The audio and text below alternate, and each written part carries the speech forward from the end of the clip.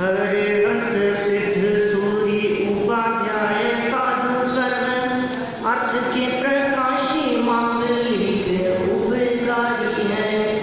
तिनको स्वरूप जाने रागते भई जो भक्ति काय को नवाई स्तुति को उचारी है। धन्य धन्य के में ते काज संग आज भवे कर जोड़े बार बार वंदना हमारी है।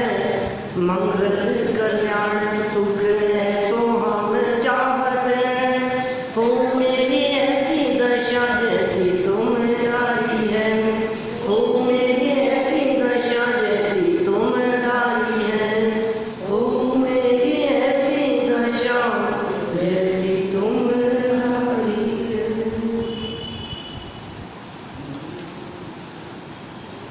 देव स्तुति के संदर्भ में पिछले 2 दिनों से अपनी यहाँ चर्चा चल रही है। दौलत राम जी द्वारा लिखी गई है देव स्तुति।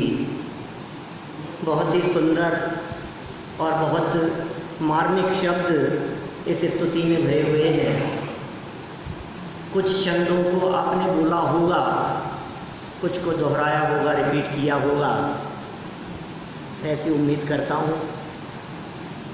कल तक हम यहाँ 8 छंदों के बारे में बात कर चुके हैं। एक बार बोले अपन 8 छंद बोल लेते हैं, सरल है बहुत। सकल के गायक तदबी निजानंद रस लीन सोज नेन्द्र जयवंत नित हरिरज रस बीन हरिरज रस बीन। जय गीत राग विज्ञान पूर जय मोह तिमिर को हरण सूर। जय ज्ञान अनंतानंत धार द्रग सुख वीरज मन।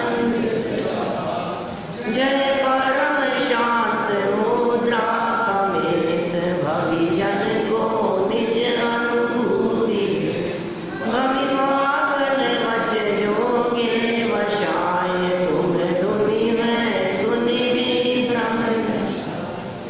गुण चिंतत निज पर विवेक प्रगटे विघटे आपद अनेक। तुम जग भूषण दूषण वियुक्त सब महिमा युक्त विकल्प। अविरुद्ध शुद्ध चेतन स्वरूप परमात्म परम पावन अनूप।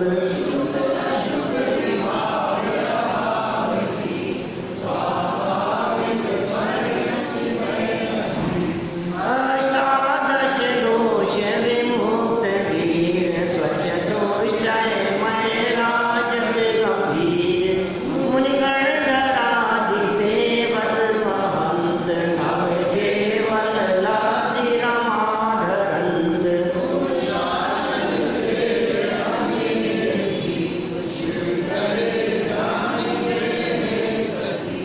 भवसागर में दुख चारि मारि तारन को और न आपटा।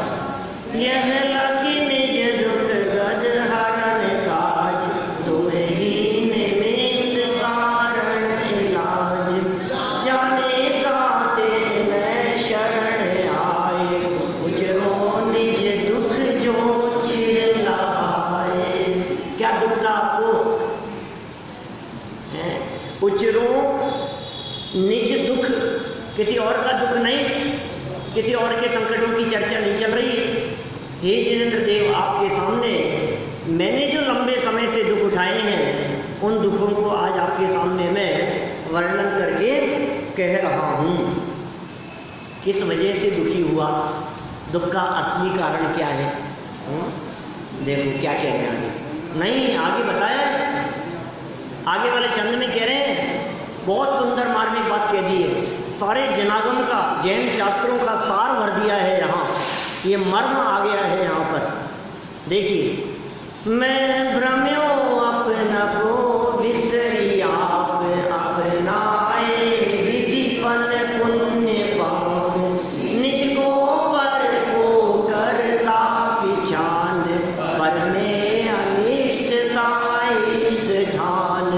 क्या कह रहे हैं? मैं भ्रम्यो, भटकता रहा, भ्रमता रहा, भ्रमण करता रहा। क्यों भटकता रहा और कहाँ भटकता रह गया? कि 4 गतियों और 84 लाख योनियों में भटकता रहा, दर दर की ठोकरें खाता रहा। भ्रमा, भ्रमा मतलब भ्रम्यो। क्यों? अपनको विसरी आप, अपने आप को भूलकर अपने आप ही भ्रमता रहा। किसी ने भटकाया हो ऐसा नहीं है, किसा कर्मों ने भटकाया होगा। जड़ कर्म घुमाता है मुझको, यह मिथ्या भ्रांति रही मेरी। पूजन की लाइनें हैं, धूप का छंद है देवशक्ति पूजन का। ये मिथ्या भ्रांति रही मेरी कि जड़ कर्म मेरे को घुमाता है। कर्म नहीं घुमाता है मेरे को, मैं अपने आप घूमता हूँ, भटकता हूँ। क्यों? अपने आप को भूलकर। विसरी, विसरी मतलब भूलकर, विसर जाना मतलब भूल जाना। अपनको आप, अपने आप को भूलकर ही, अपने आप को भूलकर ही मैं परिभ्रमण करता रहा, चारों गतियों में घूमता रहा। देखो आप दौलत राम जी ने जो छेड़ावा लिखी है, इन्होंने यही कारण बतलाया वहां।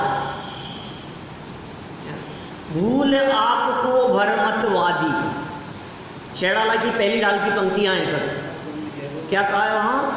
चारों गतियों के दुखों का वर्णन किया उन्होंने, परिस्थितियों का वर्णन किया, तिर्यंच गति का वर्णन किया, फिर उसके बाद में नरक गति का वर्णन किया, फिर मनुष्य गति का वर्णन किया, फिर देव गति का वर्णन किया। और चारों गतियों के दुख बतलाते हुए उन्होंने क्या बात कही स्टार्टिंग में?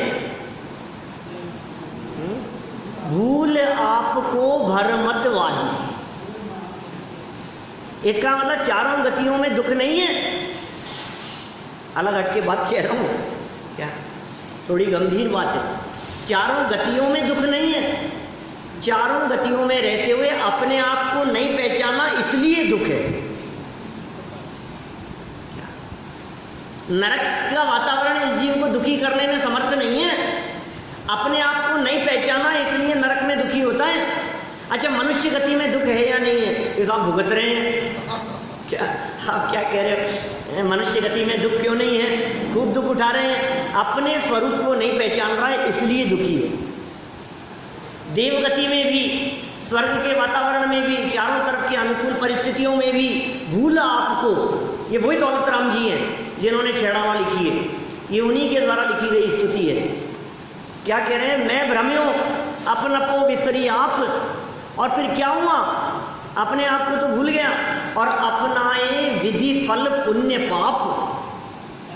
विधि मतलब होता है कर्म। अपनाए, क्या अपनाया मैंने? कर्मों के फल को, जो पुण्य और पाप रूप है उसे ही मैंने अपनाया। पुण्य का उदय आया मस्त हो गया, पाप का उदय आया तो रोने लगा। तो कभी रोते हुए, रोते रोते में निकल गई सारी जिंदगी, कभी सोते सोते में निकल गई, खाते खाते में निकल गई, घूमते फिरते में निकल गई, ऐसे ही निकल गई पूरी जिंदगी। मतलब आज जिंदगी के जितने भी वर्ष सबने यहाँ बिताए हैं, मैंने, मुझे लगता है आज इस सभा में सबसे छोटा मैं ही हूँ। तो जितने लोग दिख रहे हैं सब 40 पार वाले हैं ना।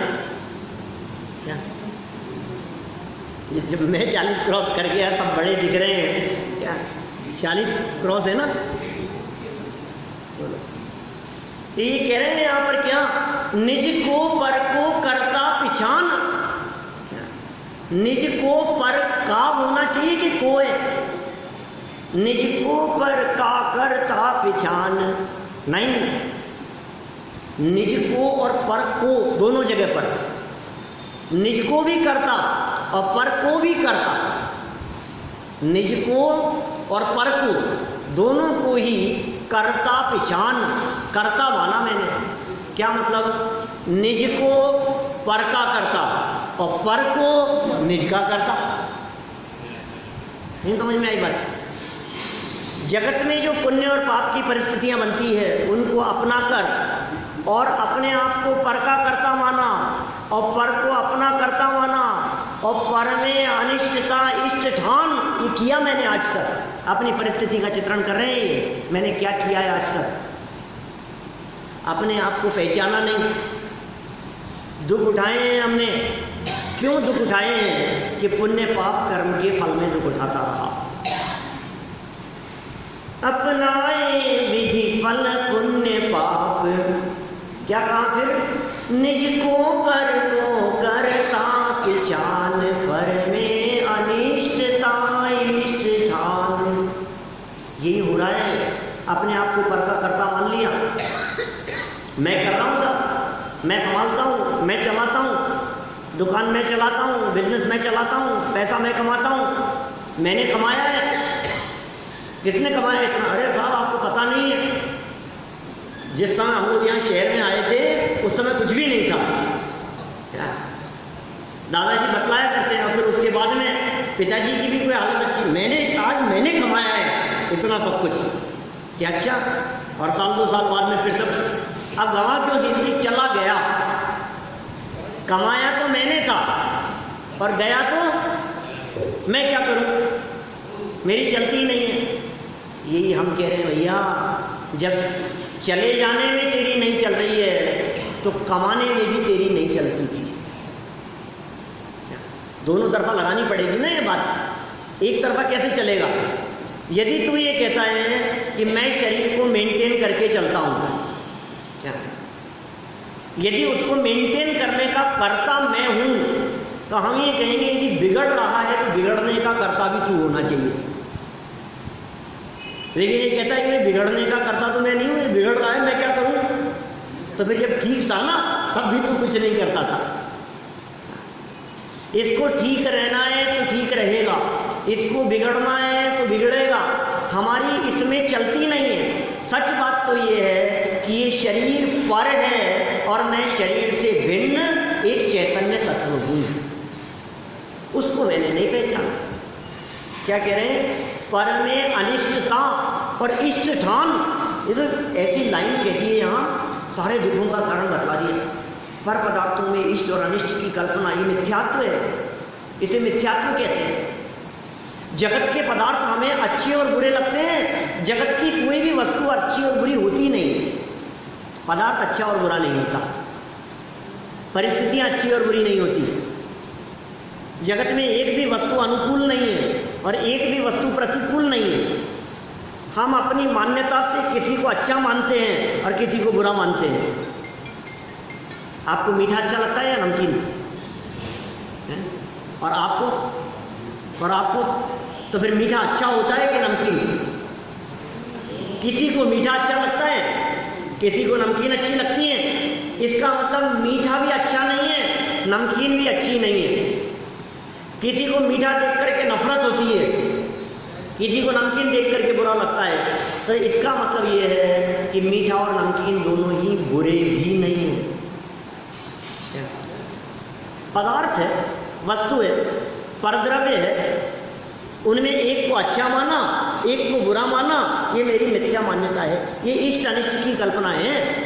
और देखो, वस्तु स्थिति तो ऐसी है, जो चीज़ आज अच्छी लग रही है वही चीज़ कल बुरी लगने लगती है।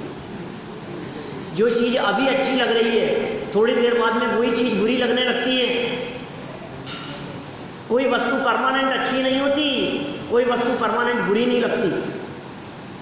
जो अनुकूल लगते हैं वो प्रतिकूल हो जाते हैं, जो प्रतिकूल लगते हैं वो अनुकूल हो जाते हैं। गर्मियों में पतले कपड़े अच्छे लगते हैं, सर्दियों में मोटे कपड़े अच्छे लगते हैं।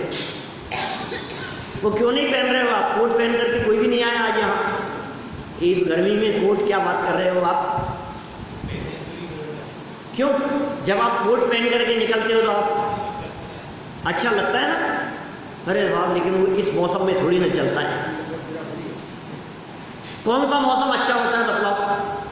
सर्दी का, गर्मी का, बरसात का, कौन सा मौसम अच्छा लगता है? अभी तो ऐसा लगता है थोड़ा ठंडा मौसम होना चाहिए। पता है मेरे को, अमेरिका में उधर कई जगह पर, एडमंटन जैसी जगह पर, कनाडा की उस जगह पर, तो वहाँ तो लोग ऐसा कहते हैं, हम साल में 4 महीना 5 महीना नरक जैसी वेदना को भुगतते हैं, इतनी ठंड पड़ती है। ऐसी बर्फ पड़ती है, इतनी बर्फ कि हम निकल नहीं सकते घर से बाहर।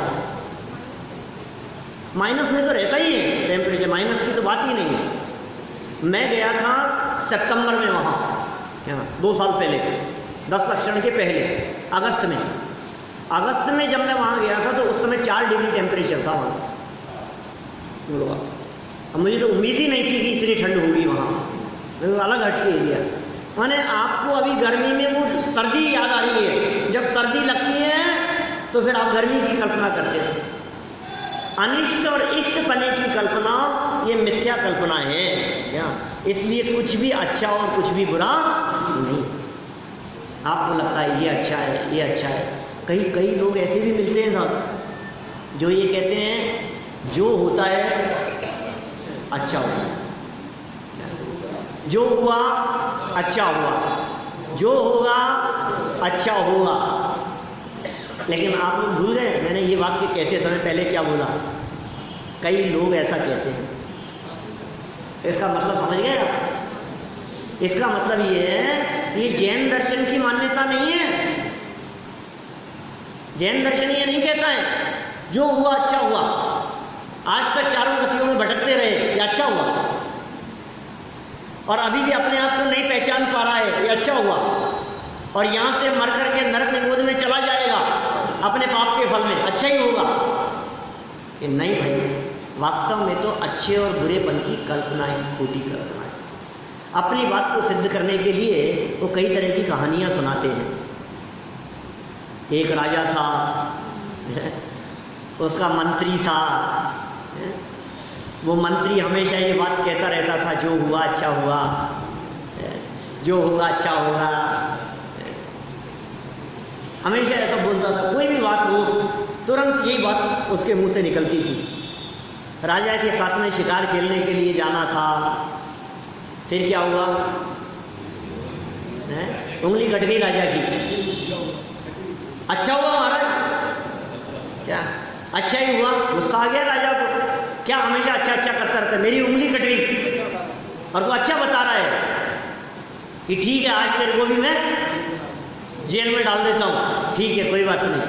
उसको जेल में डाल दिया और खुद चला गया शिकार खेलने के लिए अकेला। अब शिकार खेलने के लिए गया तो रास्ते में भीलों ने पकड़ लिया, जंगल में पकड़ लिया, अपने इसकी बलि चढ़ाएंगे। अब क्या होना था? फिर क्या हुआ होगा पता है ना आपको? बलि चढ़ाने की तैयारी चल रही थी, बांध दिया था उसको, इसको तो मारना है अभी। और इतने में उन भीलों में से एक ने कहा कह रहे इसकी तो उंगली कटी हुई है, ओह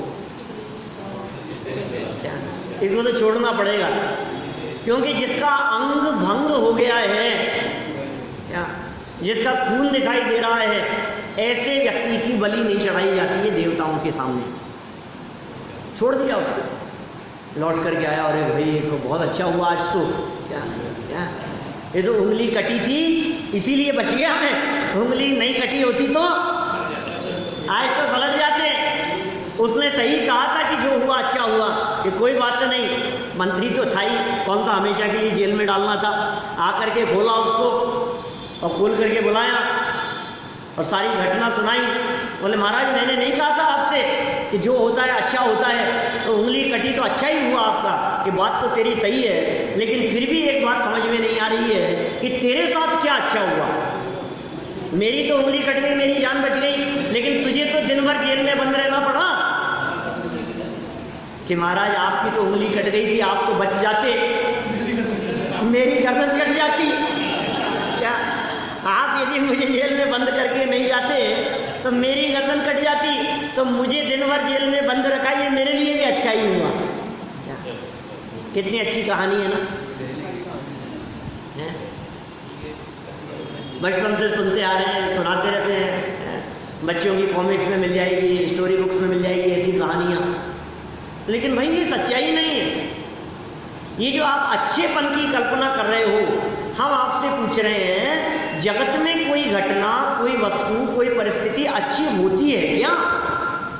यदि आप किसी बात को अच्छा मानेंगे तो इसका मतलब ये है कि किसी वस्तु परिस्थिति को बुरा मानना पड़ेगा, क्योंकि अच्छाई और बुराई एक साथ जुड़ी हुई है, एक सिक्के के दो पहलू हैं।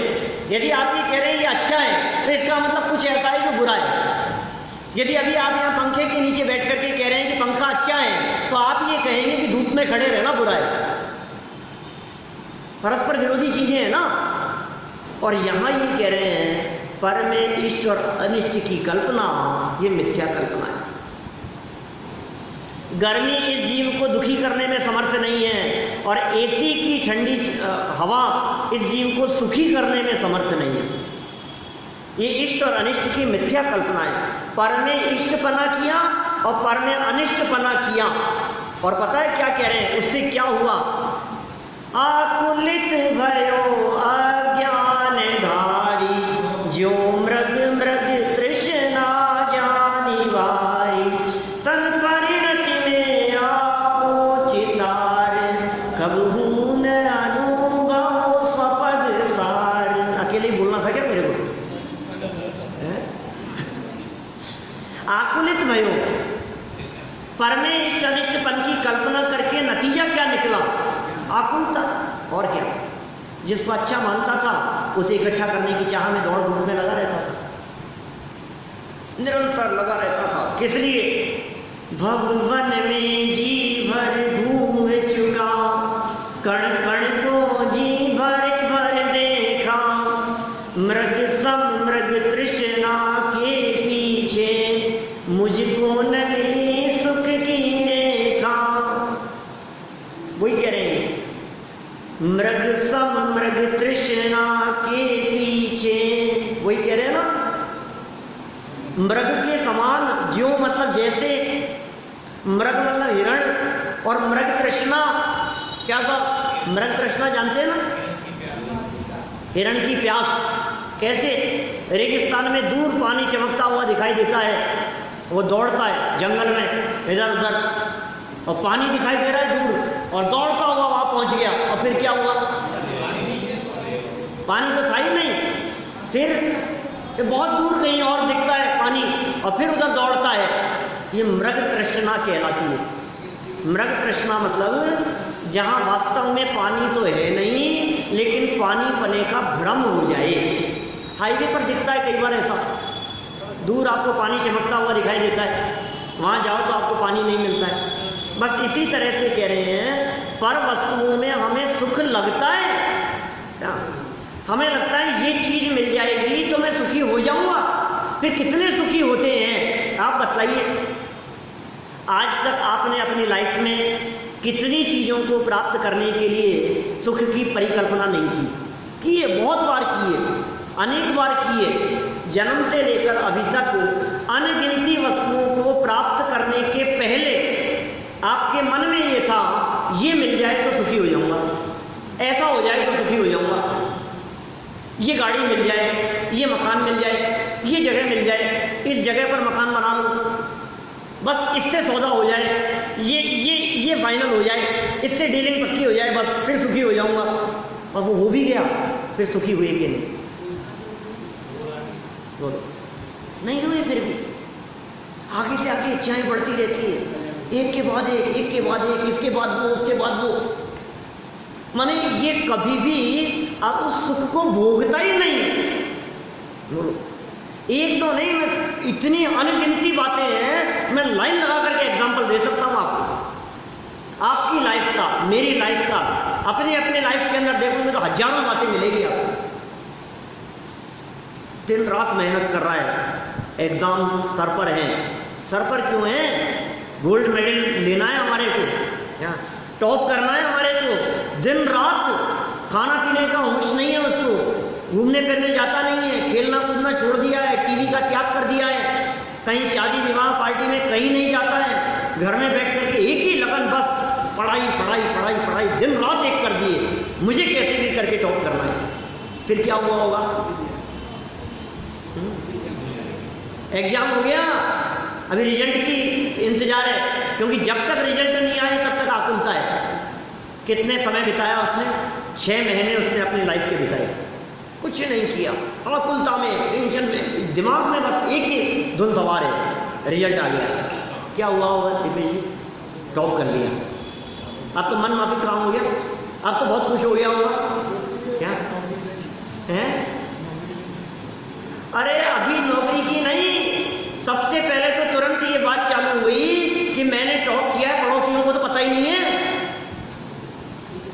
जब तक फेसबुक पे नहीं डालूंगा, जब तक व्हाट्सएप पे नहीं डालूंगा, तब तक पता कैसे लगेगा दूसरों को। माने अभी खुशी इससे नहीं है, अभी टॉक करने से थोड़ी ना खुशी है, अभी प्रसन्नता का विषय होना चाहिए ना। अब तो तेरे मन माफिक काम हो गया ना अब तो, कि नहीं नहीं अभी तो जब तक 10, 20, 50 लोगों के कॉल नहीं आए, अरे बेटा बहुत अच्छा, बधाई हो, कॉन्ग्रेचुलेशन, जब तक ऐसे नहीं आए, क्या, और जब तक यार दोस्त पार्टी के लिए नहीं कहे, जब तक रिश्तेदारों के कॉल नहीं आए कि अब तो साहब कहाँ पार्टी हो रही है, तब तक मजा नहीं आता है। और ये सब हो गया, फिर भी अब आगे के विकल्प, अब क्या करना है, अब कहाँ एडमिशन लेना है, अब क्या करना है, अब जॉब लगनी है, ये होना है, कहाँ अप्लाई करना है, आगे से आगे चलता रहता है, सुख तो भोगता ही नहीं। मैं आपसे पूछता हूँ, 6 महीने तक जो आपने उस काम को करने के लिए तकलीफ भोगी है, उसका आनंद 6 दिन भी नहीं भुगतता है।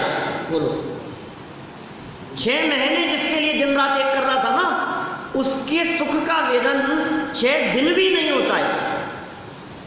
और कुछ वर्षों बाद तो फिर तो आपका भी गोल्ड मेडल था कि हाँ क्या है, ठीक है, क्या फर्क पड़ता है, होता है ऐसा ही। हमें कुछ मतलब ही नहीं दिखता हमारे को, बाद में तो भूल ही जाते हैं कौन देखता है किसका और कौन किससे पूछता है, किसी को किसी से कोई मतलब नहीं। ये कह रहे हैं यहाँ पर भाई साहब, ये मृग तृष्णा है, ये सुख के पीछे भूखता रहता है, भागता रहता है। और क्या कहते हैं पूजन की लाइनों में, मुझको न मिला सुख क्षण भर भी, कहाँ नहीं मिला, तूने गलत जगह तलाशा है क्षण, सही जगह तलाशता तो मिलता। ये कहाँ कहाँ तलाशा, मुझको न मिला सुख क्षण भर भी, कंचन कामिनी प्रासादों में। बहुत सुंदर पूजा है देवचांद गुरु की, आप करते नहीं हो कभी ये वाली? कौन सी? समुच्चय पूजन है? चलो, बदल बदल करके करनी चाहिए पूजाएं। पता है क्यों? उसका कारण है, बदल बदल करके जो स्तुतियों की कला पूछ रहे थे ना बात कि साहब आपने पहले वो वीतराग सर्वज्ञ तंकर स्तुति पढ़ाई थी, फिर आपने वो पढ़ाई कौन सी, अति पुण्य उदय माया प्रभु तुम्हारा दर्शन पाया, फिर अब आप ये स्तुति पढ़ा रहे हो तो कौन सी बोले? बदल बदल करके बोलो, कभी आप बोलो प्रभु पतित पावन, कभी आप बोलो दूसरी स्तुति, कभी आप दूसरी स्तुति बोलो। क्यों? क्योंकि यदि आप बदल बदल करके बोलते हैं तो आपका उपयोग उसमें लगा रहता है।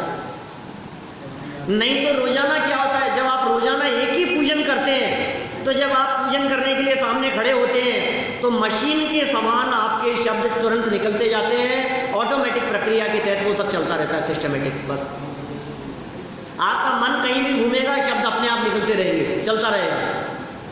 लेकिन यदि आप बदल बदल करके करेंगे तो आप हाथ में किताब रखेंगे, आप देखेंगे क्या बोल रहे हैं, आपका मन लगेगा। कभी कोई पूजा करो, कभी कोई, देवशास्त्र गुरु की भी 10 पूजाएं हैं, 20 हैं, 10 तो हमने छापी है नित्य नवीन पूजन संग्रह के अंदर। 10 पूजाएं देवशास्त्र गुरु की, 10 पूजाएं महावीर भगवान की, 10 पूजाएं 24 तीर्थंकरों की, 10-10 पूजाएं छापी है, बहुत सारी। तो अलग अलग बदल बदल करके करो, पता लगेगा आपको। मुझको न मिला सुख क्षण भर भी, कंचन कामिनी प्रासादों में। कंचन में, स्वर्ण में सुख नहीं मिला, कामिनी स्त्री में सुख नहीं मिला, प्रासाद महलों में सुख नहीं मिला। भाग तो रहा था, आकुलित भयो अज्ञानधारी। ये सब सुख नहीं मिला तो क्या मिला ये तो बताओ? आकुलता हाथ लगी, और क्या? क्या आकुलता फिर भी बनी रही, क्या कारण जान नहीं पाया। बोलो, देखो क्या कह रहे हैं, आकुलित भयो। आकुलित क्यों होता रहा? अज्ञानधारी, अज्ञान के कारण, समझ नहीं थी, विवेक नहीं था, बुद्धि नहीं थी, मुझे लग रहा था कि मैं इस चीज़ से सुखी हो जाऊंगा, इतनी संपत्ति हो जाएगी तो मैं सुखी हो जाऊंगा, ज्ञान नहीं था।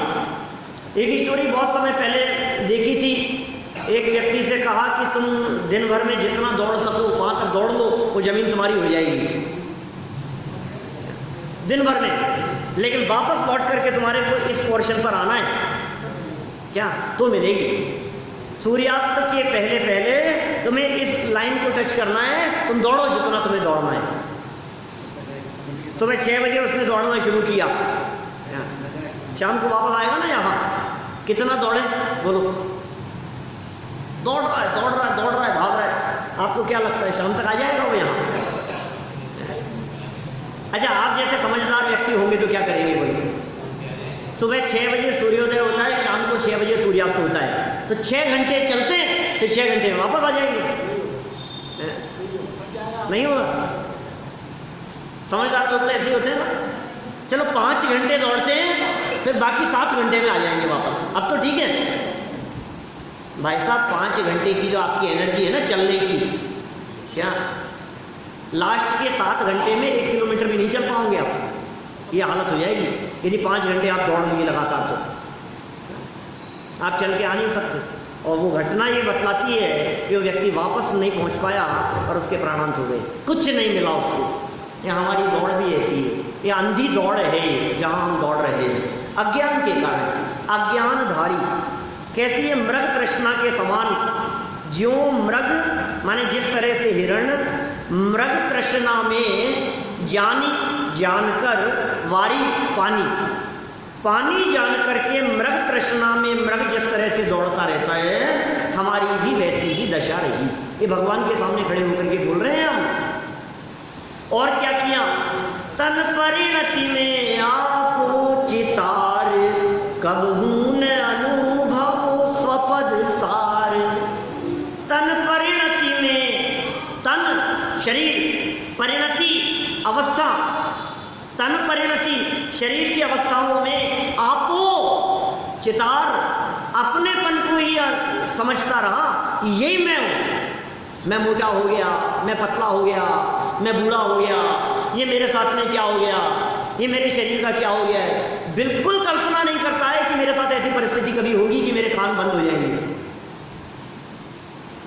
कभी ऐसा फील ही नहीं करता है कि वो दिन भी आएगा जिस दिन मेरे घुटने काम नहीं करेंगे, ये महसूस नहीं करता है। दूसरों की तकलीफ को देखता है, लेकिन मेरे साथ ये परिस्थितियां बनेगी ये कभी विचार नहीं करता है। विचार करना पड़ेगा भाई, ऐसे नहीं चलेगा। तन परिणति में आपो मतलब अपनापन, चितार मतलब जाना देखा, चित चितार। कबहू न अनुभवो, कभी भी नहीं अनुभव किया मैंने, स्वपद अपना ज्ञान दर्शन चेतना रूपी जो अपना पद है, उस पद को मैंने कभी भी नहीं अनुभव किया। अपने स्वरूप का अनुभव मैंने कभी भी नहीं किया। मैं कौन हूं ये विचार ही नहीं किया। बस मिरर के सामने जो दिखाई देता है वही तो मैं हूं, ये जो दिख रहा है यही तो हूं मैं, जिसके बाल सफेद होने लग गए यही तो मैं हूं, गोरा काला मोटा पतला लंबा चौड़ा वजन बढ़ रहा है, यही तो मैं हूं जो सामने दिखाई दे रहा है। नहीं भाई, ये तुम नहीं हो। कबहू न अनुभवो, कभी भी अनुभव नहीं किया, स्वपद सार। फिर क्या कह रहे हैं देखो, आगे बहुत सुंदर पंक्तियां। भगवान के सामने खड़े हैं हाथ जोड़ करके, जिनेंद्र देव के सामने स्तुति बोल रहे हैं। तुमको बिन जाने जो कलेश पाए सो तुम जानत जिनेश, पशुनारक नर सुर गति मंझार, भव धर धर मरो अनंत बार। क्या कह रहे हैं भाई? तुमको बिन जाने जो कलेश, हे भगवान तुमको बिन जाने, आपके स्वरूप को नहीं जान करके, आपके स्वरूप को नहीं जान करके जो कलेश, जो क्लेश थे वो मैंने पाए, बहुत कष्ट पाए। तुम जानत जिनेश, हे भगवान आपसे क्या बात छिपी है? आप तो सब कुछ जानने वाले हो, आप तो उन सब बातों को जानते हो। एक और दूसरी देवशास्त्र गुरु पूजन की पंक्तियां सुनाता हूं आपको। हे वीतराग सर्वज्ञ प्रभु, तुमको ना अब तक पहचाना, अतएव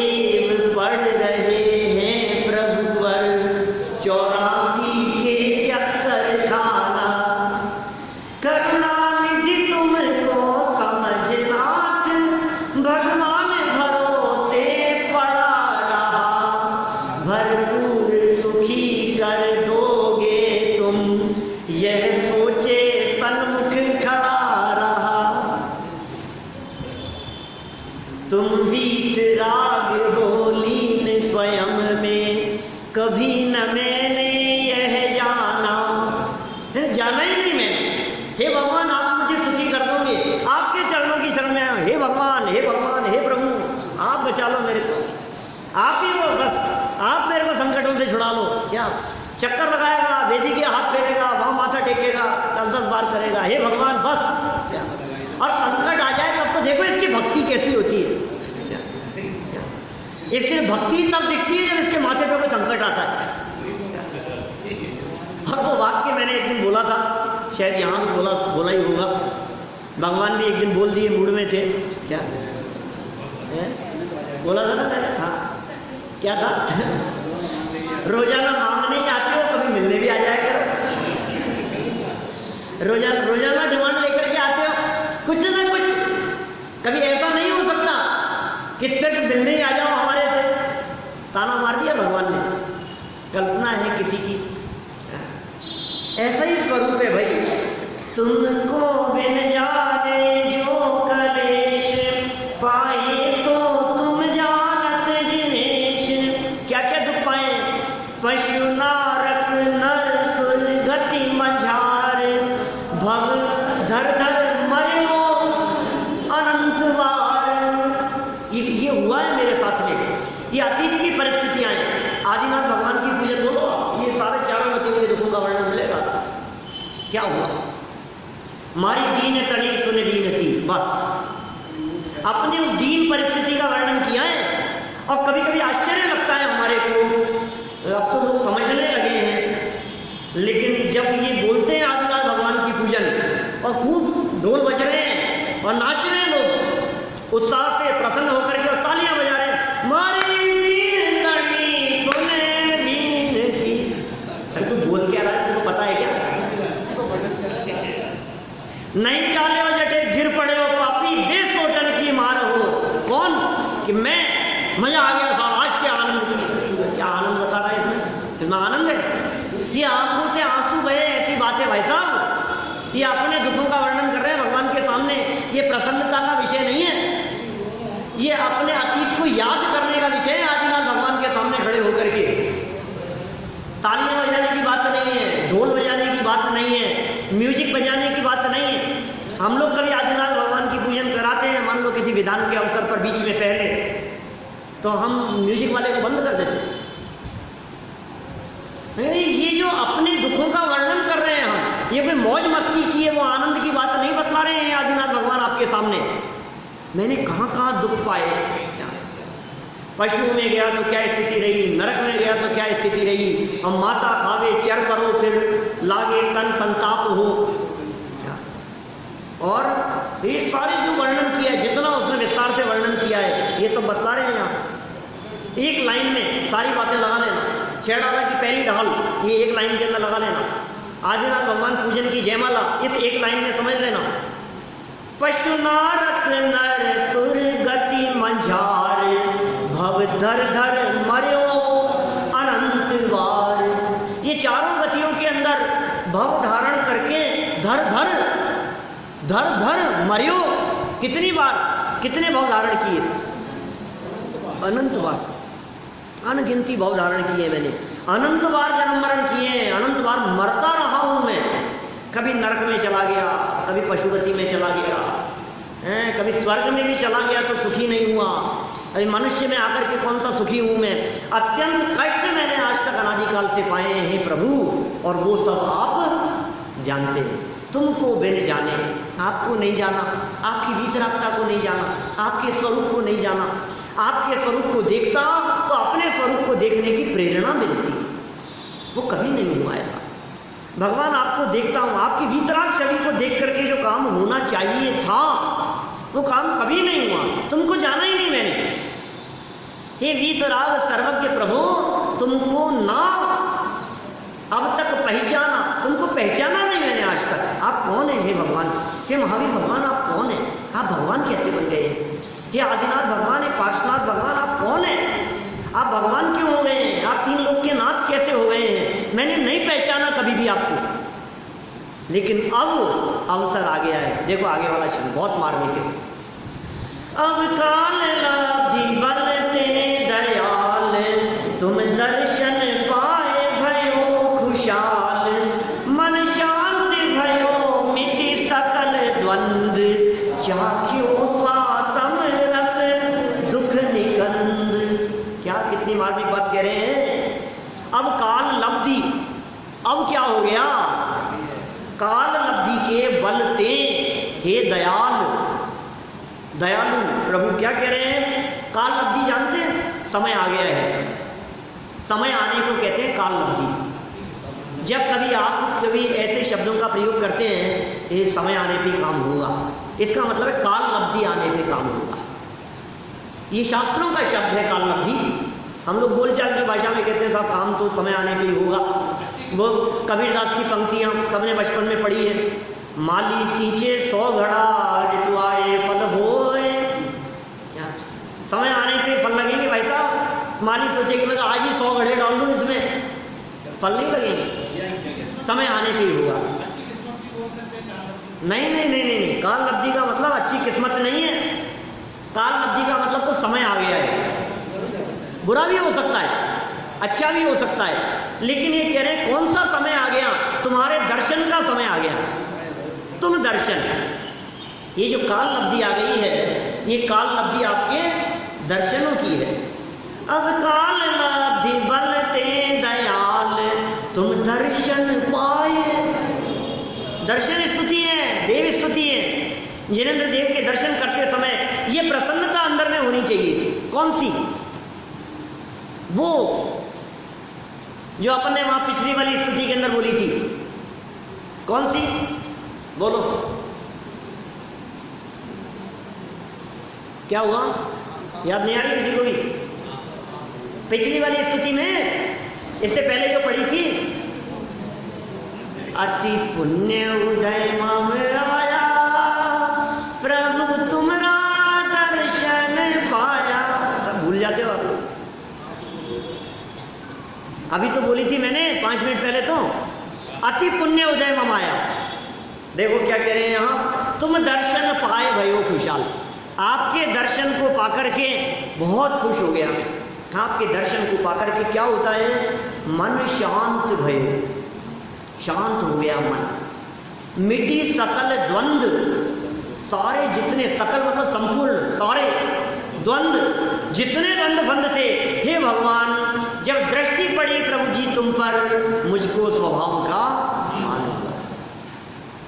हे जिनेंद्र देव, जैसे ही आपको देखा मैंने, मुझे अपने स्वभाव का भान हो गया, मन शांत हो गया, सारे द्वंद बंद मिट गए। और इतना ही नहीं, चाख्यो चख लिया, स्वातम रस दुख निकंद, आत्मा के रस को मैंने चख लिया और दुख निकंद, समस्त दुखों से मुक्ति मिल गई मुझे।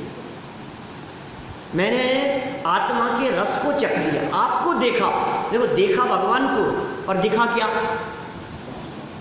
इसलिए जिनेंद्र देव को दर्पण की उपमा देकर के बतलाते हैं। ये प्रतिबिंब है, ये जो जिन बिंब है, इस जिन बिंब में निज का दर्शन होना चाहिए। जैसे मिरर देखते हैं तो मिरर दिखता है कि चेहरा दिखता है? देखते हैं दर्पण में और दिखता है चेहरा। ऐसे भगवान को देखो और दिखना चाहिए अपना स्वरूप। तो आपको देख करके मुझे अपना स्वरूप दिखाई देने लगा और चाख्यो स्वात्म रस, चख लिया मैंने स्व आत्म, अपने आत्मा के रस को, और समस्त दुखों से मैं मुक्त हो गया आपके दर्शन पा करके। धन्य हो गया मैं। बड़े भाग्य से हमको मिले जिन दर्शन। क्या ये जिन दर्शन हमारे को मिलते हैं, ये बड़े भाग्य से मिलते हैं। अभागे हैं वे जीव जिन्हें जिनेंद्र देव के दर्शन नसीब नहीं होते।